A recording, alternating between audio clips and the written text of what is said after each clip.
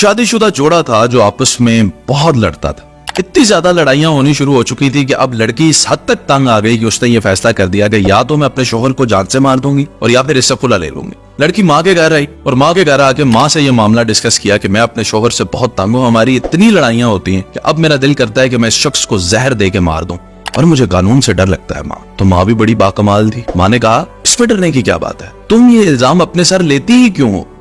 میں تمہیں ایک ایسا زہر دوں گی جو آہستہ آہستہ کام کرے گا اور یہ اپنی موت خود ہی مر جائے گا. لڑکی خوش ہوئی. لڑکی کو ایک تو امید ملی کہ اس شخص سے کیسے اس کی جان چھوٹے گی. ماں نے کہا یہ لو پوڑی, اس پوڑی کو آہستہ آہستہ اس کے کھانے میں شامل کر کے روز دیتی رہو, ایک دن اپنی ہی موت مر جائے گا. اور ساتھ میں یہ بھی کہا کہ کیونکہ لوگ تمہارے سسرال میں اور میکے میں بھی یہ جانتے ہیں کہ تمہارے اس کے ساتھ معاملات خراب ہیں اور لڑائیاں جھگڑے ہوتے ہیں, تو پھر بھی لوگوں کو تم پہ شک ہو سکتا ہے, اس لیے اب دن ہی کتنے بچے ہیں اس بیچارے کے پاس, مر تو اس نے جانا ہے, تم اس کے ساتھ رویہ بھی ٹھیک کر لو, بالکل اچھی ہو جاؤ تاکہ لوگوں کو کوئی کسی قسم کا تم پہ شک نہ جائے. لڑکی نے ایسا ہی کیا, زہر لے کر گھر آ گئی, روز تھوڑا تھوڑا زہر اپنے شوہر کو دینے لگی اور ساتھ ہی ساتھ اس نے اپنا رویہ بھی اس کے ساتھ بالکل ٹھیک کر دی. چند ہی دن گزرے تھے, لڑکی واپس ماں کے پاس آئی اور کہا ماں اس زہر کا توڑ بتا دو. تو ماں نے کہا کیا ہوا, کچھ دن پہلے تو تم اس کو مارنا چاہتی تھی, آج زہر کا توڑ کیوں مانگ رہی ہو؟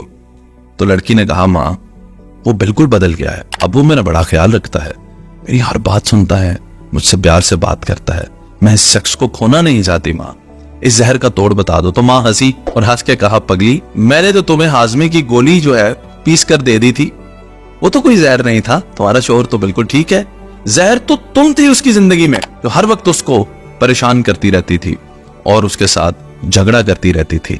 اس وقت وہ لڑکی بہت خاموش ہو گئی اور اس نے اپنے ماضی پر نظر دوڑائی تو اسے پتہ لگا واقعتاً وہی اپنے شوہر کی زندگی میں زہر تھی. اس کہانی میں دو سبق ہیں, ایک تو یہ کہ آپ کا کردار آپ کے لائف پارٹنر کی زندگی میں کیا ہے, آپ اس کی زندگی میں خوشحالی بن کر آئے ہیں یا اس کی زندگی میں زہر بن کر آئے ہیں, اپنا احتساب خود کرے. اور دوسرا یہ کہ بزرگ جو ہوتے ہیں ان کو اپنے فیصلوں میں شامل کیا کرے. بزرگ بعض اوقات ایسے باکمال مشورے دیتے ہیں کہ جو آپ کی زندگی بچا سکتے ہیں. جن لوگوں نے بزرگوں کو پیچھے کر دیا ہے, چھوڑ دیا ہے, ان کی زندگیاں بعض اوقات ایسے بڑے بڑے حادثوں کا شکار ہو جاتی ہیں.